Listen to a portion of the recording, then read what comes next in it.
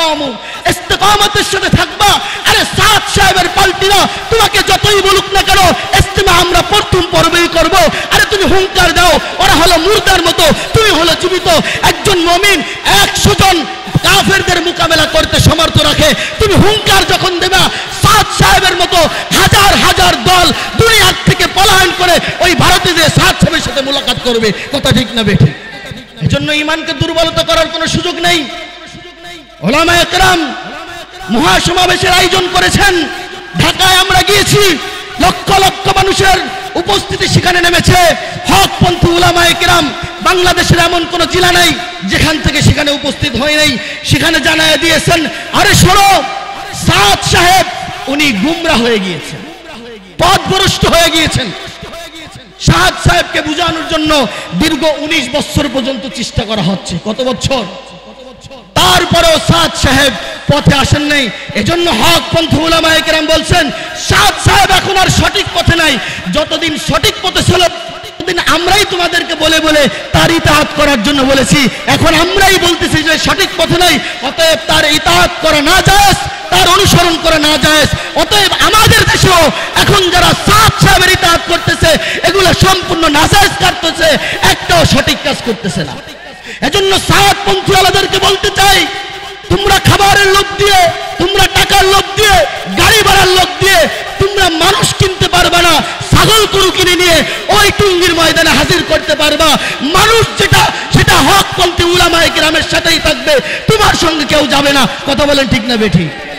আজ তো শুধু আপনারা দেখেন টুঙ্গির ময়দানে উলামায়ে কেরাম আর ছাত্রদেরকে মারা হয়। আজকে তো আপনারা শুধু দেখেন বাইতুল মুকাররমে উলামায়ে কেরামকে মারা হয়। আজকে তো আপনারা দেখেন শাপলা চত্বরে উলামায়ে কেরামকে মারা হয়। আরে এ মায়ের নতুন নয়, বিশ্বনবী যেদিন বলেছিল লা ইলাহা ইল্লাল্লাহ, সেদিন থেকে আমাদের কপালে মায়ের শুরু হয়েছে। আর জান্নাতে যাওয়ার আগ পর্যন্ত এই মায়ের চলবেই চলবে। কিন্তু উলামায়ে কেরাম মারির ভয় করে না, উলামায়ে কেরাম মামলার ভয় করে না, উলামায়ে কেরাম জেলখানার ভয় করে না। উলামায়ে কেরামের বক্তব্য হলো, আমি হকের পথে দাওয়াত দেবই দেব, এক আল্লাহর দাওয়াত দেবই দেব। তাইতে আমার বাপও যদি আমার বিরুদ্ধে যায়, আমি তার সঙ্গে আপোষ করতে রাজি নই। আমার ভাইও যদি আমার বিরুদ্ধে যায়, তার সঙ্গে আমি আপোষ করতে রাজি নই। আমার আত্মীয় যদি আমার বিরুদ্ধে যায়, তার সঙ্গে আমি আপোষ করতে নাই। এক আল্লাহর দাওয়াত আমি দেবই দেব। কথা ঠিক না বেঠিক?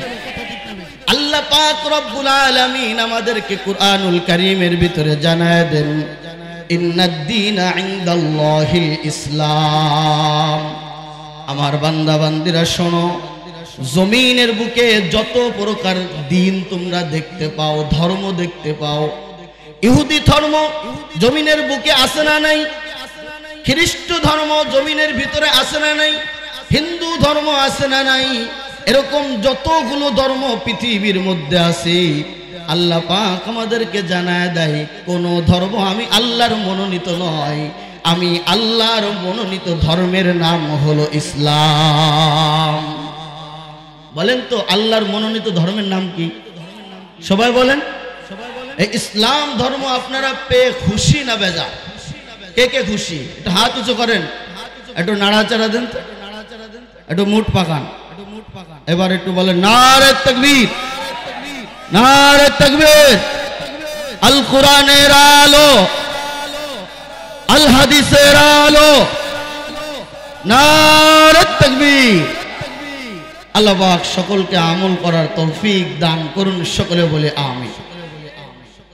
তো সমস্ত ধর্মের মধ্য থেকে আল্লাহর মনোনীত আর পছন্দ ধর্মের নাম হলো ইসলাম। প্রথমত জানা দরকার, এই ইসলাম ধর্মটা কি কমপ্লিট না আনকমপ্লিট, এটা আগে জানা দরকার। কারণ যাত্রী যখন গাড়িতে ওঠে, যদি জানে যে এই গাড়ির ইঞ্জিন নষ্ট আছে, তাহলে ওই গাড়ি থেকে উঠবে না। আগে জানা দরকার ইসলাম ধর্মটা কমপ্লিট না আনকমপ্লিট। আল্লাহ পাক রব্বুল আলামিন কুরআনুল কারীমের ভিতরে জানায় দিলেন, আল ইয়াউমা আকমালতু লাকুম দীনাকুম ওয়া আতমামতু আলাইকুম নি'মাতি ওয়া রাদিতু লাকুমুল ইসলাম দীনা। আল্লাহ পাক ডাক দিয়ে বলেন, বান্দা বান্দি, যে ইসলাম ধর্মটা আমি আল্লাহর কাছে পছন্দনীয় মনোনীত, যে ইসলাম ধর্মকে আমি আল্লাহ ভালোবাসি, আমি এই ইসলাম ধর্মটা আনকমপ্লিট তোমাদেরকে দেই নাই, একটা কমপ্লিট ইসলাম ধর্ম আমি আল্লাহ তোমাদেরকে দান করেছি। বলেন না সুবহানাল্লাহ।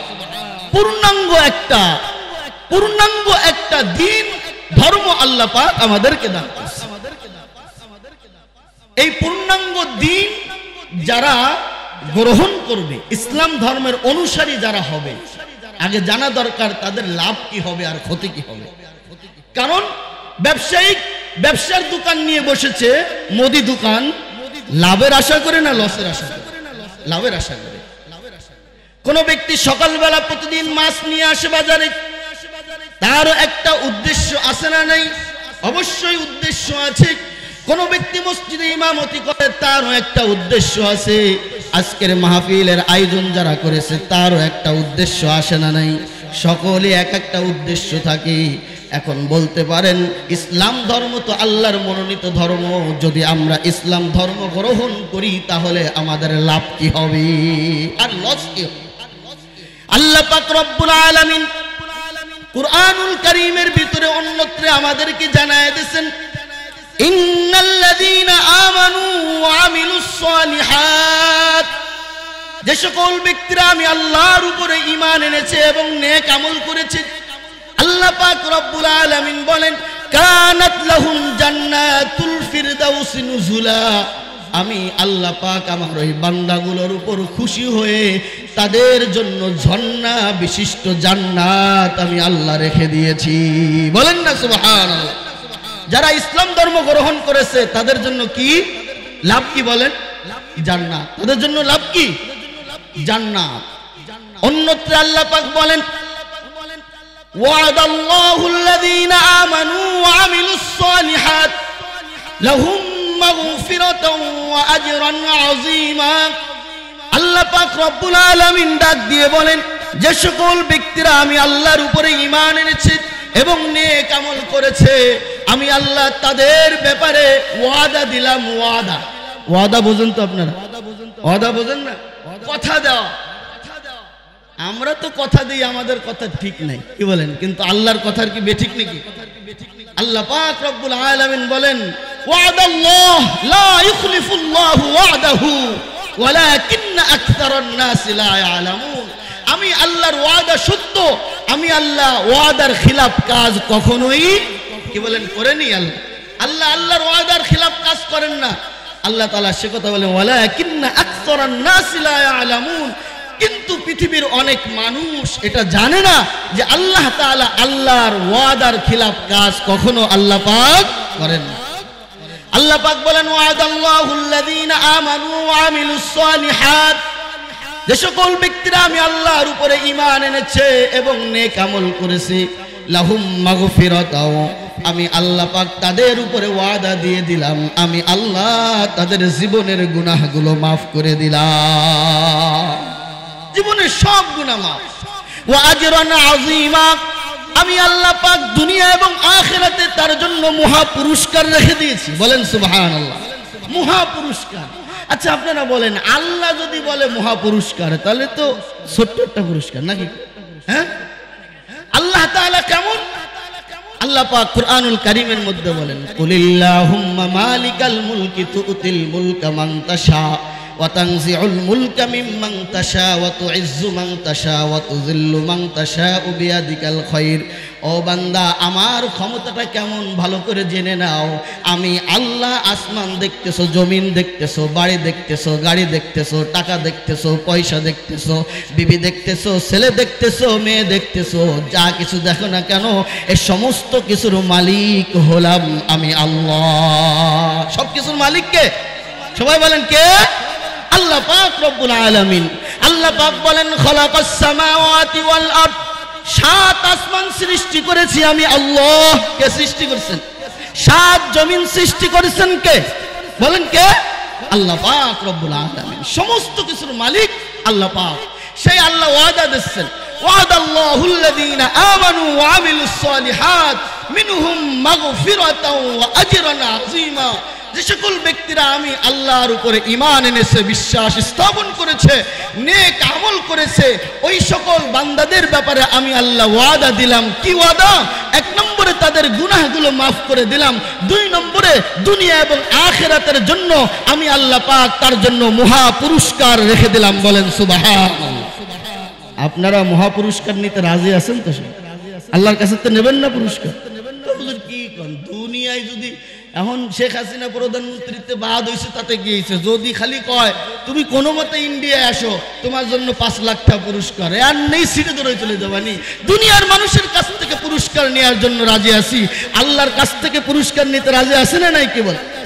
আল্লাহ পাক কুরআনুল কারীমের অন্যত্র বলতেছেন, ইন্নাল্লাযীনা ক্বালু রাব্বুনাল্লাহ সুম্মা ইসতাকামু তাতানাজ্জালু আলাইহিমুল মালায়েকা আল্লা তাখাফু ওয়া লা তাহজানু ওয়া আবশিরু বিল জান্নাতিল্লাতী কুনতুম তুআদুন।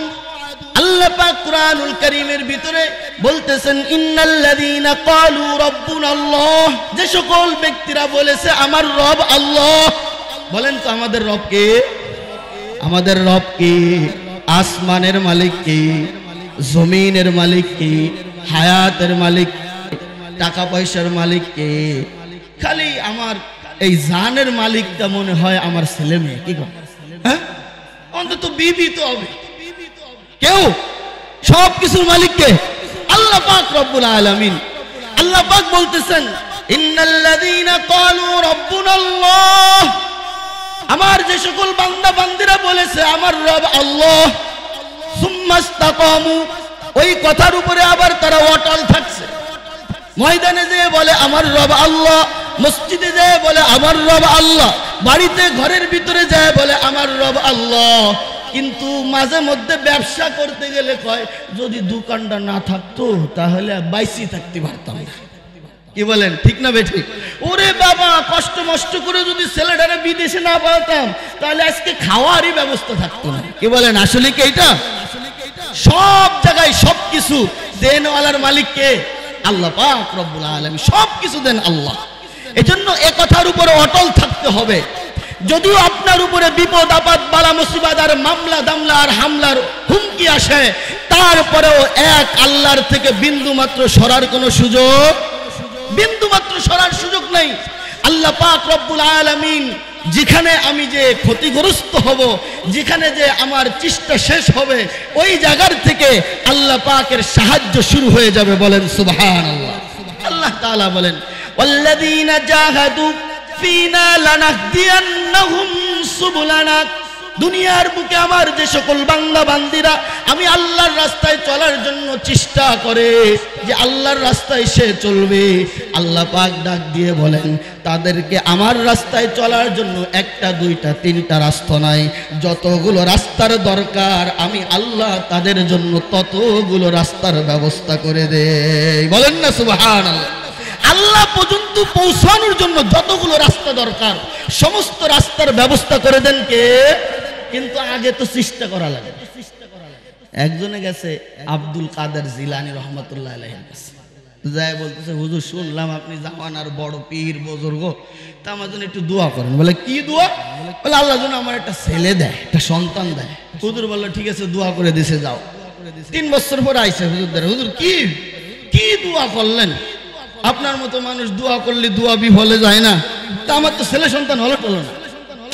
হুজুর কয় কি রে, আমার দোয়া মিস যাবে, এটাই তো হতে পারে না, ব্যাপারটা কি? এদিকে আসো। বিয়ে কি করছেন? হুজুর কি ছেলে মেয়ে হজনে আবার বিয়ে লাগে নাকি? আমি তো মনে হচ্ছে আপনি দোয়া করলে হয়ে যায়। কি বলেন, আসলে কি হয়নি? চেষ্টা করা লাগে কি লাগে না? আল্লাহ পাক রব্বুল আলামিন বলেন, আমার যে সকল বান্দা বান্দিরা আমি আল্লাহকে পাওয়ার জন্য চেষ্টা করবে, ব্যক্তিগত জামানায় চেষ্টা করবে, সামাজিক জামানায় চেষ্টা করবে, রাষ্ট্রীয় জামানায় চেষ্টা করবে, বান্দার চেষ্টাটা যেই জায়গায় যে শেষ, যেই জায়গায় যে শেষ, মনে করেন আপনার মা অসুস্থ হয়ে পড়েছে, ডাক্তারের কাছে নিয়ে গেছেন, ডাক্তার বলছে এখনই গ্লুকোজ স্যালাইন দিতে হবে, রাত বাজে 3টা, এখন আর কোনো দোকানপাট কোনো ফার্মেসি খোলা নাই, ওই সময় আপনি দৌড়িয়ে ফার্মেসির কাছে আসছেন, এই ফার্মেসিতে যান কোনো ব্যবস্থা নাই, ওই ফার্মেসিতে যাই কোনো ব্যবস্থা নাই। এখন আপনার চেষ্টা এখানে শেষ হয়ে গেছে, আর কোনো উপায় নাই। ও বাবাজিরা আমার, আল্লাহ পাক বলেন আমার বান্দার চেষ্টাটা যেই জায়গায় শেষ হয়ে যাবে, আমি আল্লাহ পাক ওই জায়গার থেকে চেষ্টা করে আমার বান্দার আমি আল্লাহ পর্যন্ত পৌঁছানোর জন্য যতগুলো রাস্তা দরকার আমি ব্যবস্থা করে দেব। বলেন সুবহানাল্লাহ। এজন্য সামাজিক জীবনে কষ্টের মধ্যে আছে, ভয় পাওয়ার কোনো কারণ নাই, ভয় পাবেন না। সহযোগিতা করবে কে? কে করবে বলেন? আল্লাহ পাক রব্বুল আলামিন করবে। আল্লাহ পাক সেই কথা আমাদেরকে জানায় দেয়, ইন্নাল্লাযীনা ক্বালু রাব্বুনাল্লাহু সুম্মা ইসতাকামু, ওই কথার উপরে অটল থাকবে, কোনো ভয় ভীতির কারণে তাবলীগ ছেড়ে দিয়ে সাদ গ্রুপের সাথে দলমুক্ত হয়ে যাবে না। ভয় দিছে, যদি আমাদের সাথে না দেখো তাহলে কিন্তু ওই বাজারে যাওয়ার সময় তোরে মারি ফেলাবে, খবরদার আমাদের সাথে থাকতে হবে। বলে হামলা আর হুমকির আর জানের ভয় দেখায় সঠিক পথ থেকে তাদেরকে নিতে পারবে, কি বলেন? পারবেনই নিতে। হযরত বিলাল রাদিয়াল্লাহু তাআলা আনহু ইসলাম ধর্ম গ্রহণ করেছেন। বিলালের মুনিব বিলালকে নির্যাতন দিতে শুরু করলো। বিলাল এক কথা বলে, দেখ আমি তোর গোলাম হয়েছি ঠিক আছে, কিন্তু তুই যদি আমার ঈমানকে কেড়ে নেওয়ার চেষ্টা করিস আমি তো ঈমান দেবই না, এমনকি তোর মতো মুনিবকে কতল করতে বাধ্য আছি, কিন্তু ঈমানকে তোর কাছে দিতে আমি রাজি নাই। বলেন সুবহানাল্লাহ। ক্ষিপ্ত হয়ে গেল মুনিব।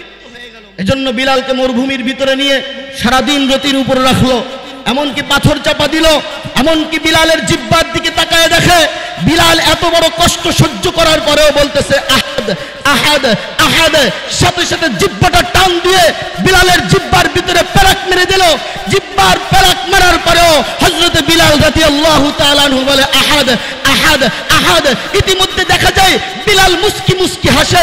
কাফের মুশরিক বেঈমান বেদিনরা মনে করলো এবার বুঝি মনে হয় বিলাল আমাদের পক্ষে আসছে। এই বিলাল কি ব্যাপার, আমাদের কথা কি পছন্দ হয়েছে নি? বিলাল বলে না না না, পছন্দ হয় নাই। হাসো কেন তাহলে? আরে হাসি এই কারণে, আল্লাহ তো আমি বিলালকে জান দিয়েছে একটা, যদি 100 জানও আমি আল্লাহকে আমাকে দিত তাহলে 100 জান আমি আমার আল্লাহর জন্য শহীদ করে দিতাম। বলেন সুবহানাল্লাহ। হযরত বিলাল রাদিয়াল্লাহু শেষ পর্যন্ত হযরত বিলাল দামি হইছে না হয়? বলেন হইছে না হয়নি? দুনিয়ার থেকে জান্নাতের টিকিট পাইছে না পায়নি? শুধু জান্নাতের টিকিট পাইছে তা নাই, হযরত রাসূল মাকবুল সাল্লাল্লাহু আলাইহি ওয়াসাল্লাম যখন জান্নাতে যাবে ওই জান্নাতের সুয়ারির রশিটা ধরে হযরত বিলাল রাদিয়াল্লাহু তাআলা আনহু নবীজিকে জান্নাতে নিয়ে যাবে। বলেন সুবহানাল্লাহ। আহলান সাহলান মারহাবান তাইয়িবান বিকুম বলে বলে রাসূল মাকবুল সাল্লাল্লাহু আলাইহি ওয়াসাল্লামকে জান্নাতে নামে হিসাব মিলায়ে দেখলাম যে রশি ধরে সে আগে থাকে না পিছনে থাকে? যে রশি ধরে সে আগে থাকে না। হিসাব মিলায়ে দেখলাম হযরত আদম থেকে নিয়ে আমাদের নবী পর্যন্ত যত মানুষ দুনিয়াতে আসছে, যত নবী দুনিয়াতে আসছে, সবার আগে আমার নবী জান্নাতে যাবে, কিন্তু আমার নবীর জান্নাতে যিনি নিয়ে যাবেন তিনি হলেন হযরত বিলাল রাদিয়াল্লাহু তাআলা আনহু। হিসাব মিলাইলে দেখা যায় সর্বপ্রথম যে ব্যক্তি জান্নাতের ভিতরে ঢুকবে তিনি হলেন হযরত বিলাল রাদিয়াল্লাহু তাআলা আনহু। অথচ উনি ছিলেন হাবশী কালা, হাবশী কালা, ছোট্ট বংশের লোক ছিলেন, কিন্তু ঈমানকে ঈমানের মতো ধরার কারণে আল্লাহ পাক তার দাম বাড়াইছে কি বাড়ায় নাই? কি বলেন, বাড়ছে না? আল্লাহ পাক সে কথা বলতেছেন সুম্মা ইসতাকামু, ইস্তেকামতের সাথে থাকবা। আরে সাদ সাহেবের পাল্টিরা তোমাকে যতই বলুক না কেন ইস্তেমা আমরা প্রথম পর্বেই করব। আরে তুমি হুঙ্কার দাও, ওরা হলো মুর্দার মতো, তুমি হলো জীবিত। একজন মুমিন 100 জন কাফেরদের মোকাবেলা করতে সমর্থ রাখে। তুমি হুঙ্কার যখন দেবা সাদ সাহেবের মতো হাজার হাজার দল দুনিয়ার থেকে পলায়ন করে ওই ভারতে যে সাদ সাহেবের সাথে মুলাকাত করবে। কথা ঠিক না বেঠি? এজন্য ঈমানকে দুর্বলতা করার কোনো সুযোগ নেই। উলামায়ে কেরাম মহাসমাবেশের আয়োজন করেছেন। ঢাকায় আমরা গিয়েছি, লক্ষ লক্ষ মানুষের উপস্থিতি সেখানে নেমেছে। হকপন্থী উলামায়ে কেরাম বাংলাদেশের এমন কোনো জেলা নাই যেখান থেকে সেখানে উপস্থিত হয় নাই। সেখানে জানায় দিয়েছেন আরে শোনো, সাদ সাহেব উনি গুমরা হয়ে গিয়েছেন, পথভ্রষ্ট হয়ে গিয়েছেন। সাদ সাহেবকে বুঝানোর জন্য দীর্ঘ 19 বছর পর্যন্ত চেষ্টা করা হচ্ছে। কত বছর? তারপরেও সাদ সাহেব পথে আসেন নাই। এজন্য হক পন্থী উলামায়ে কেরাম বলছেন সাদ সাহেব এখন আর সঠিক পথে নাই। যতদিন সঠিক পথে ছিল ততদিন আমরাই তোমাদেরকে বলে বলে তার ইতাআত করার জন্য বলেছি। এখন আমরাই বলতেছি যে সঠিক পথে নাই, অতএব তার ইতাআত করা না জায়েজ, তার অনুসরণ করা না জায়েজ। অতএব আমাদের দেশেও এখন যারা সাদ সাহেবের ইতাআত করতেছে এগুলো সম্পূর্ণ নাজায়েজ করতেছে, একটাও সঠিক কাজ করতেছে না। আল্লাহ পাক সকলকে সঠিক বুঝার তৌফিক দান করেন। আমার বাবাজিরা, বলতে হবে ইন্নাল্লাযীনা ক্বালু রাব্বুনাল্লাহ, আমার রবকে বলেন কে? সুম্মা ইসতাকামু, ইস্তিকামাতের সাথে থাকতে হবে। আল্লাহ পাক ডাক দিয়ে বলেন তাতানাজ্জালু আলাইহিমুল মালাইকা, যদি ইস্তিকামাতের সাথে থাকো মনে হবে আমার জন্য আর কোনো রাস্তা খোলা নাই, আমি আল্লাহ আসমান থেকে তোমার জন্য ফেরেশতা পাঠায় দেব। আমার এই ফেরেশতাগুলো তোমার উপরে নাজিল হইয়া তোমার জন্য যা দরকার হবে সাথে সাথে সেটার ব্যবস্থা করে দিবে। বলেন না সুবহানাল্লাহ। এই সম্মেলনে আমি গেছি, আমার একজন মহামুরব্বী, ঘটনাক্রমে তার সাথে আমার সাক্ষাৎ হয়ে গেছে। তা আসলে আমরাও বুঝতে পারি নাই যে আমরা বসার জায়গা পাবো না, এই জন্য কেউ কিছু নিই নেই, সব খালি হাতে, প্রায় খালি হাতে, বসার জায়গা আর পাওয়া যায় না। মিলার সময় ঘুরছি, মাঠের চতুর্থ সাইড ঘুরছি, ঘুরতে ঘুরতে কোনো জায়গায় কোনো বসার ব্যবস্থা নাই। শেষ পর্যন্ত এক গাছতলায় এসে আমি দাঁড়াইছি। দাঁড়ালে পর আমার ওই মুরব্বীর সাথে সাক্ষাৎ হলে সালাম মুসাফা করছি। এখন কোনো বসার ব্যবস্থা নাই। আমি কষ্ট মষ্টে গুছাই গাছাই একটা পলিথিন পাইছি, সিরা পলিথিন। তো ওই শিলা পলিথিনটা আমি হুজুরে বারবার দিতে যাচ্ছি বসার জন্য। তো হুজুর আমারও বলতেছে না না না থাক, দরকার নেই দরকার নেই, একটু দাঁড়ায় থাকি, দাঁড়ায় থাকলে আরাম লাগবে। ফিরে আবার বলছে হুজুর না আপনি একটু বসেন, আমি দাঁড়ায় থাকি। বলে না দেওয়ার দরকার নাই। কতক্ষণ পরে আবার বলছে হুজুর আপনি একটু বসেন। উনি কারে এত ব্যস্ত হয়েছে কেন? আল্লাহ ব্যবস্থা করবে। বলেন না সুবহানাল্লাহ। সত্যিকারে 1 মিনিট পরে এক ব্যক্তি মুশাল একটা কাপড় নিয়ে এসে, কাপড় নিয়ে এসে দাঁড়াবি তো দাঁড়া, আমাকে সামনেই দাঁড়াইছে। দাঁড়ায় হুজুরে বলতেছে হুজুর এখানে একটু বিছাবো। বিছাইছে। এখন সে আগে বলতেছে হুজুর আপনি এই পাটির উপরে বসেন। বলেন না সুবহানাল্লাহ। ও বাবাজিরা আমার, আজকে ঘরের ভিতরে খাবার নাই, এজন্য টেনশন। আজকে আপনি ছেলের চাকরি হচ্ছে না, টেনশন করতেছেন। আজকে আপনার ছেলে ভালো পথে চলতেছে না, টেনশন করতেছেন। কোনো টেনশন আর চিন্তা ফিকির করার কোনো কারণ নাই। আপনি চেষ্টা করতে থাকেন, এক আল্লাহকে রব মেনে চলতে থাকবেন। যেই সময় যেই জায়গায় যা দরকার ওই সময় ওই জায়গায় তাই আপনার জন্য ব্যবস্থা করবে কে? সবাই বলেন কে? আল্লাহ পাক সে কথা বলতেছেন। 1 নম্বর, তোমার ওইটা ব্যবস্থা করার জন্য যে ফেরেশতাগুলো নাজিল করা দরকার, সে ফেরেশতা আমি আল্লাহ তোমার জন্য নাজিল করব। বলেন সুবহানাল্লাহ। যদি দুনিয়ার জীবনে দরকার হয় দুনিয়ার জীবনে, আখিরাতের জীবনে দরকার হলে আখিরাতের জীবনে। মুফাসসিরিনে কিরাম তারা এরকম বলছেন, মৃত্যুর সময় যদি তোমার দেখা যায় ঈমান হারা হারা ভাব হয়ে যাচ্ছে, আমি আল্লাহ আসমান থেকে ফেরেশতা নাজিল করে জান্নাত তোমার সামনে দেখায় জান্নাতের সুঘ্রাণ দিয়ে দিয়ে ঈমানি হালাতে আমি আল্লাহ তোমাকে মৃত্যু দান করব। বলেন সুবহানাল্লাহ। পরকালের ময়দানে কোনো উপায় নাই। তুমি হিসাব মিলায়ে দেখো, আমাকে জাহান্নামে যাইতেই হবে এমন কোন আমল আমি করে আসি নাই যে আমি রবের জান্নাতে যাব। আল্লাহ পাক ডাক দিয়ে বলেন কুদরতি ভাবে একটা পর্দার ব্যবস্থা করে তোমার গুনাহগুলোকে ওরির ভিতরে ধ্বংস করে দিয়ে মহা পবিত্র বানায় বিনা হিসাবে জান্নাত আমি আল্লাহ তোমাকে দান করে দিব। বলেন না সুবহানাল্লাহ। আল্লাহ পাক বলেন 1 নম্বরে তো ফেরেশতা দিলাম, 2 নম্বরে আল্লাহ তাখাফু ওয়ালা তাহজানু, আল্লাহ তাখাফু ভয় পাওয়ার কোনো কারণ নাই, ওয়ালা তাহজান টেনশন করারও কোনো কারণ নাই। ঘরের ভিতরে চাল নাই তো টেনশন করো না, পরনের কাপড় নাই তো টেনশন করো না, বাজার করবা কি দিয়ে টেনশন করার কোনো কারণ নেই। আল্লাহ পাক বলেন ভয়ও পাওয়া লাগবে না যে আল্লাহ আমার বাড়ির ভিতরে মেহমান আসতেছে 10 জন, তো আমি কিভাবে খাবারের ব্যবস্থা করব। হযরতে শামসুল হক ফরিদপুরি রহমাতুল্লাহ আলাইহির নাম আপনারা জানেন কি জানেন? ওনার সোহবত পাইছেন এরকম কে কে আছে? ওনাকে দেখছেন, ওনার সোহবত পাইছেন? মাশাআল্লাহ, এখনো 2-1 পাওয়া যায়। শামসুল হক ফরিদপুরি রহমাতুল্লাহ আলাইহির একদিন মাছ খাইতে মনে চাচ্ছে, কই মাছ, বিলির কই মাছ খুব পছন্দ।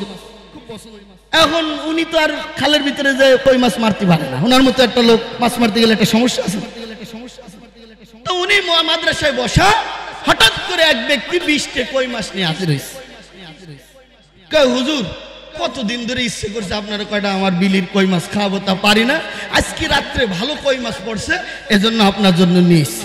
কিন্তু দেখেন আল্লাহ পাক ওনাদেরকে এমন ভাবে কবুল করছে, জানা সত্ত্বেও হারাম খাবার তার মুখের ভিতরে ঢুকাবে না, অজানা সত্ত্বেও হারাম খাবার তার মুখের ভিতরে ঢুকাবে না। কই মাছ যে 20 এনেছে 10টা হলো নিজের জালে, আর 10টা চিন্তার চোর আল্লাহ, 10টা কই নিয়ে শামসুল হক ফরিদপুরের বাড়ির সামনে যাওয়া যায়, আর একজনের চালের থেকে কই নিয়ে গেছে। শামসুল হক ফরিদপুর রহমাতুল্লাহ আলাইহির সামনে যে কই মাছগুলো রাখছি, কিন্তু দেখা যায় যেই 10টা মাছ অন্যের জালের থেকে নিয়েছে, ওই 10টা মাছ খালি বারবার ওই পাত্রর থেকে নেমে যাচ্ছে, বারবার নেমে যাচ্ছে। শামসুল হক ফরিদপুর রহমাতুল্লাহ আলাইহি তাকায় দেখেন এর ভিতরে যেন কি ঝামেলা আছে। জিজ্ঞেস করে 20টা কই মাছ আনছো কোত্থেকে? বলে হুজুর আমি ধরে আনছি। শামসুল হক ফরিদপুরি বলে আরেকটু ক্লিয়ার করে বলো কোত্থেকে আনছো?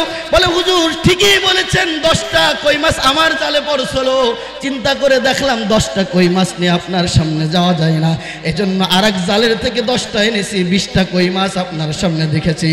ও হুজুর আমি হিসাব করে দেখলাম যেই 10টা কই মাছ অন্যের জালের থেকে আনছি, আপনার সামনে পাত্রে ওই 10টা কই মাছ দাঁড়াইতেছে না। বলেন না সুবহানাল্লাহ। শামসুল হক ফরিদপুরের আরেকটা ঘটনা বলি। হুজুর কোথাও কোনো এক জায়গায় কাজে গিয়েছিলেন, সেখান থেকে ফিরতেছেন, অনেক রাত হয়ে গেছে, নৌকায় করে ফিরতেছিলেন। নৌকার মাঝির সাথে আরো লোক ছিল। শামসুল হক ফরিদপুর রহমাতুল্লাহ আলাইহি উনি উনার গন্তব্য যাবেন, তার আগের স্থানে সমস্ত লোক নেমে যায়। শামসুল হক ফরিদপুরে ডাক দিয়ে বলেন এখন কি আমার সঙ্গে আর কোনো লোক আসেনি যাওয়ার মতো? শামসুল হক ফরিদপুরের জবাবে ওই নৌকার মাঝি বলে না হুজুর না, আপনাকে আগায় দেব। হুজুর ডাক দিয়ে বলে না, আমি একার জন্য তোমার কষ্ট করা লাগবে না, আমাকে নামায় দেন। লোকটা চিন্তা করে শামসুল হক ফরিদপুর রহমাতুল্লাহ আলাইহির মতো ব্যক্তি, তার একটা খেদমত আমার করা দরকার।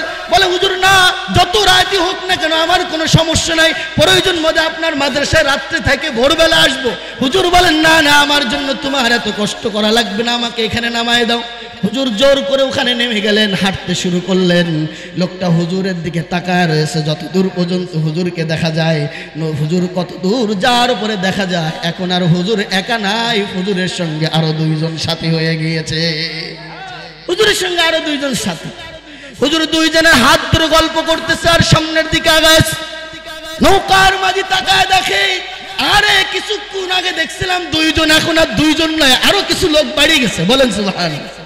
হুজুর তাদের সাথে গল্প করতে করতে বাড়ির দিকে যায়। লোকটার ভিতরে কৌতূহল জাগছে, এত রাত্রেবেলা এত সুন্দর সুন্দর কাপড় পরনেওয়ালা লোকেরা কোত্থেকে আসলো?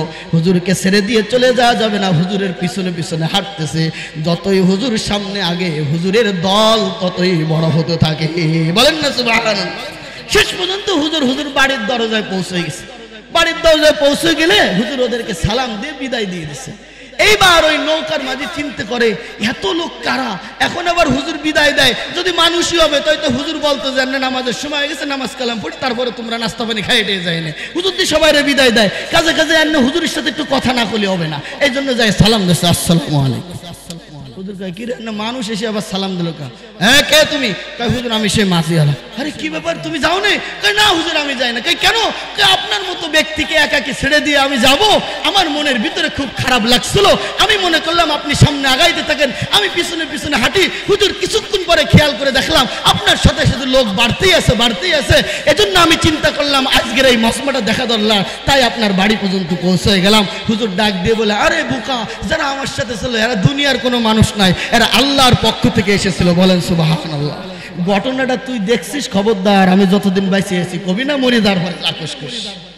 তাহলে বোঝা গেল শামসুল হক ফরিদপুর রহমাতুল্লাহ আলাইহি ইহইয়া খানের সাথে আপনার উনি জবাব দিয়েছিলেন, ও খান সাহেব মনে রাখবেন গরু দিয়ে টাকা দিয়ে আপনার গরু কিনা যায়, বিভিন্ন মাল সামানা দিয়ে গরু কিনা যায়, বাছুর কিনা যায়, ছাগল কিনা যায়, কিন্তু মানুষের মতো মানুষ কিনা সম্ভব? কি বলে সম্ভব নেই। এজন্য সাহাবপন্থী আলাদেরকে বলতে চাই, তোমরা খাবারের লোভ দিয়ে, তোমরা টাকার লোভ দিয়ে, গাড়ি ভাড়ার লোভ দিয়ে তোমরা মানুষ কিনতে পারবা না। ছাগল গরু কিনে নিয়ে ওই টুঙ্গির ময়দানে হাজির করতে পারবা। মানুষ যেটা সেটা হকপন্থী উলামায়ে কেরামের সাথেই থাকবে, তোমার সঙ্গে কেউ যাবে না। কথা বলেন ঠিক না বেঠিক? না আপনারা কি মানুষ হবেন না মানুষ টুপি জানোয়ার হবেন? মানুষ হবেন না মানুষ টুপি জানোয়ার? মানুষ হতে রাজি আছেন তো ইনশাআল্লাহ? এজন্য সাদ সাহেবরা আমাদেরকে যতই লোভ দেখাক না কেন, ওদের সঙ্গে আমাদের কোনো তাবলীগ চলবে? তাবলীগ? আল্লাহ পাক আমাদেরকে সঠিক বুঝার তৌফিক দান করুন। সম্মানিত উপস্থিতি, আল্লাহ পাক বলেন ওয়ালা তাহজানু, এর পরে আল্লাহ পাক বলেন ওয়াবশিরু বিল জান্নাহ। বান্দা বান্দিরা শোনো, শুধু ভয় আর টেনশন না, আমি আল্লাহ পাক তোমাকে জান্নাতের সুসংবাদ দান করে দিলাম। বলে সুবহানাল্লাহ। এই জান্নাতটা কেমন হবে আর কতদিন থাকবে? আল্লাহ পাক বলেন ওয়াবশিরু বিল জান্নাতিল্লাতী কুনতুম তুআদুন। ও আমার বান্দা বান্দিরা, এমন এক জান্নাত আমি আল্লাহ তোমাকে দান করব যেই জান্নাতের ব্যাপারে আমি আল্লাহ ওয়াদা করেছি। আর ওই জান্নাতটা এমন একটা জায়গায় হবে যেই জায়গা থেকে কশিন কালেও ওই জান্নাত আর ধ্বংস হবে না। বলেন না সুবহানাল্লাহ।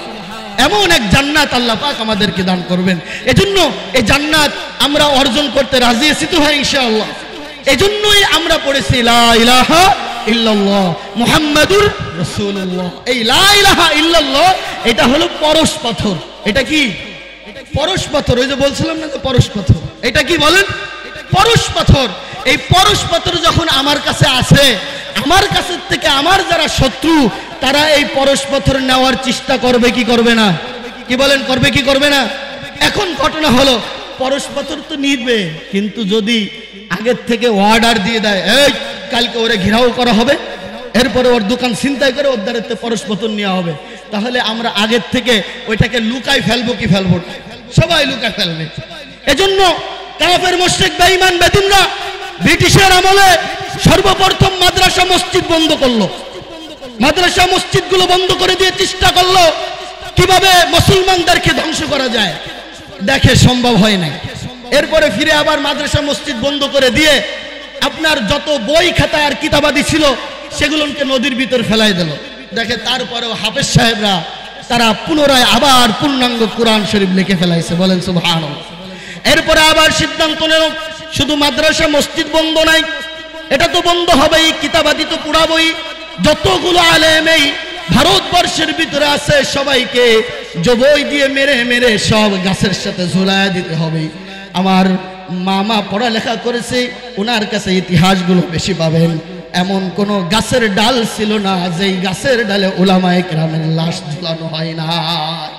আজ তো শুধু আপনারা দেখেন টুঙ্গির ময়দানে উলামায়ে কেরাম আর ছাত্রদেরকে মারা হয়। আজকে তো আপনারা শুধু দেখেন বাইতুল মুকাররমে উলামায়ে কেরামকে মারা হয়। আজকে তো আপনারা দেখেন সাপ্তাহ চত্বরে উলামায়ে কেরামকে মারা হয়। আরে এ মায়ের নতুন নয়, বিশ্বনবী যেদিন বলেছিল লা ইলাহা ইল্লাল্লাহ সেদিন থেকে আমাদের কপালে মায়ের শুরু হয়েছে। আর জান্নাতে যাওয়ার আগ পর্যন্ত এ মায়ের চলবেই চলবে। কিন্তু উলামায়ে কেরাম মারির ভয় করে না, উলামায়ে কেরাম মামলার ভয় করে না, উলামায়ে কেরাম জেলখানার ভয় করে না।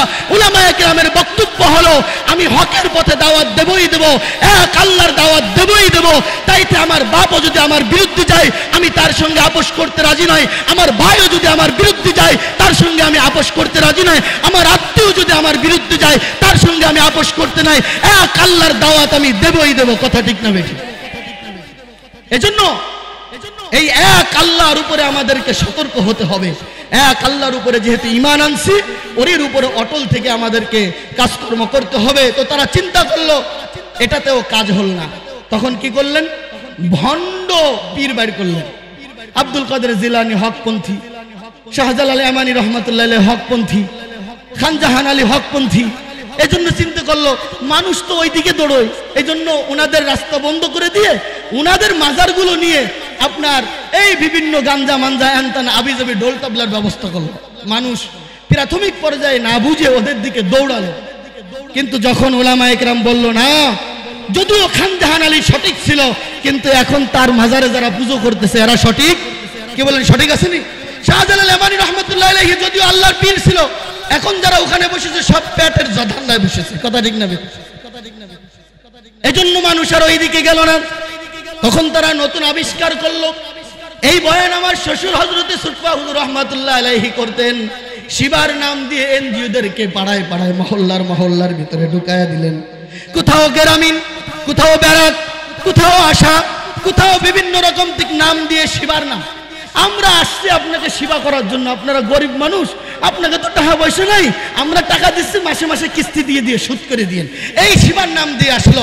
আমার বাবাজিরা মনে করবেন এরা শিবার নাম দিয়ে আমাদেরকে যে কিস্তি দেয়, এরা প্রকৃত পক্ষে আমাদের সেবা করার জন্য আসে নাই, এরা শিবার নাম দিয়ে আমার এবং আমার মা বোনদের ইজ্জত এবং ঈমান হরণ করার জন্য এসেছে। কথা ঠিক না বেঠিক? এরপরে দেখলো হকপন্থী উলামায়ে কেরামের চেতার ঠেলা, সেগুলো কাজ হচ্ছে না। তারপরে চিন্তা করলো কি করা যায়। এর পরে বাহির করেছে কাদিয়ানি একটা গ্রুপ। তারা কয় সবকিছু ঠিক আছে, কিন্তু মুহাম্মদ যে শেষ নবী এটি আমরা মানি। বলেন নাউজুবিল্লাহ। এই কাদিয়ানি বাইর করলো। উলামায়ে কেরাম সোচ্চার হয়ে বললো যে না, কাদিয়ানিরা সঠিক নাই, ওরা বেসঠিক পথে আছে। এরপরে একটা বাইর করলো আহলে হাদিস। আহলে হাদিস, ওরা হাদিসের দোহাই দিয়ে হাদিস চুরি করার ধান্দায় আছে। হাদিস চুরি করার ধান্দায় উলামায়ে কেরাম এদের ব্যাপারেও সোচ্চার করলো। এদের কোনো কাজ হলো না। এরপরে চিন্তা ভাবনা করে দেখলো এটাও যখন কাজ হচ্ছে না, হিজবুত তাওহীদ নামে একটা গ্রুপ বের করলো। হিজবুত তাওহীদ আলাদের কাজ হলো সব ঠিক আছে, খালি মহিলাদের পর্দা করা লাগবে না, সবার সামনে যে কোনো অবস্থা যাবে না। মহিলা তো আপনার ওটা কলার মতো, আমের মতো মিষ্টি, তো ওটা সবার সামনে যে কোনো ভাবে গেলে একটু ভালো কায়দা হয় ভোগ করতে। এজন্য পর্দার বিধানকে বাদ দিয়ে বাকি সব ঠিক আছে। আমার বাবাজিরা দেখে এটাও কাজ হয় না। এক গ্রুপ বাইর করলো আহলে কোরআন নামে। কয় কোরআনের ভিতরে যা আছে তাই মানি, কোরআনের বাহিরে আর কিছু মানি না। কথা ঠিক না ভাই? ঠিক। সেটাও যখন কাজ না হয়েছে, এখন হিসাব মিলায় দেখে সবগুলোর ব্যাপারে তো জানে গেছে, কিন্তু এখন নতুন আর একটা বাইর করা দরকার। সেটা হলো তাবলিগ জামাত সারা বিশ্বের ভিতরে আর একটা সুন্দরভাবে কাজকর্ম করতেছে। এজন্য এই জায়গায় একটা কিছু করা দরকার। এজন্য সাদ সাহেবকে আমেরিকানরা মদত পিষ্টু করে তার সঙ্গে লোক লাগাই দিয়ে চালাপালা দিয়ে বলছে যাও তাবলিগ জামাতের ভিতরে যে তোমার কাজ হলো দুইটা। এক নম্বর কাজ বলবা মাই হি আমির হো, আমি হলাম আমির, আমি আমির যে না মানবে সে ব্যক্তি জাহান্নামের ভিতরে চলে যাবে। বললো যাও মানুষের সামনে যে বলবা মুসা আলাইহিস সালাম ভুল করেছিল, যাও মানুষের সামনে যে বলবা আল্লাহর কাছে হিদায়াত নাই, হিদায়াত হলো মানুষের কাছে। এরকম কিছু বক্তব্য ছাড়বা, বাকি নামাজ এক কায়দাই পড়বা। নামাজ এক কায়দায়, দাওয়াত দিবে এক কায়দায়, পাকড়ি পড়বে এক কায়দায়, টুপি পড়বে এক কায়দায়, সব কায়দা ঠিক থাকবে। খালি তোমার কাজ হলো আল্লাহর হাতে হিদায়াত নাই, মুসা আলাইহিস সালাম ভুল করছে, এইটা করছে সেইটা করছে, এই সমস্ত কিছু বক্তব্য দিবা। আমার বাবাজিরা, অতএব এই সাদ সাহেব এটা আপনার হকপন্থী নয়, নাহাকপন্থী, এর ভিতরে কোনো সন্দেহ কোনো অবকাশ নাই।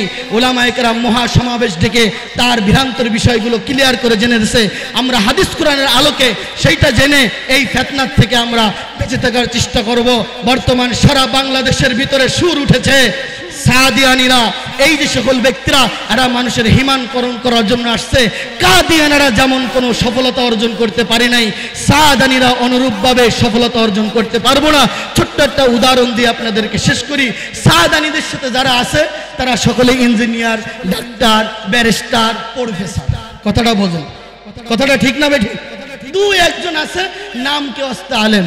আপনারা মুআজ বিন নূর নামক এক ব্যক্তির নাম শুনছেন। ওরা জিজ্ঞেস করছে তোমার নামটা ইংরেজিতে বলো তো। ও ইংরেজিতে নাম বানান করতে যায় ভুল করছে। ও ইংরেজিতে নাম বানান করতে যায় ভুল করতে, নামদারি কিছু আলেম তার সাথে আছে, অথচ তারা যে বলে আমাদের সাথে আলেম আছে, এই কথাটা বলার দ্বারাই প্রমাণ হয় ওরা ড্রাইভারে চালাতে চায়। প্যাসেঞ্জার যখন গাড়িতে উঠে ড্রাইভারে চালাবে, আপনারা কোন দি ওই গাড়ি কি সঠিক পথে যাবে না বেসঠিক পথে যাবে? আমি আর একটা সহজ উদাহরণ দিই। মনে করেন একজন নার্স একজন ডাক্তারের সাথে 20 বছর পর্যন্ত নার্সিং করছে। কয় বছর? 20 বছর পর্যন্ত নার্সিং করছে।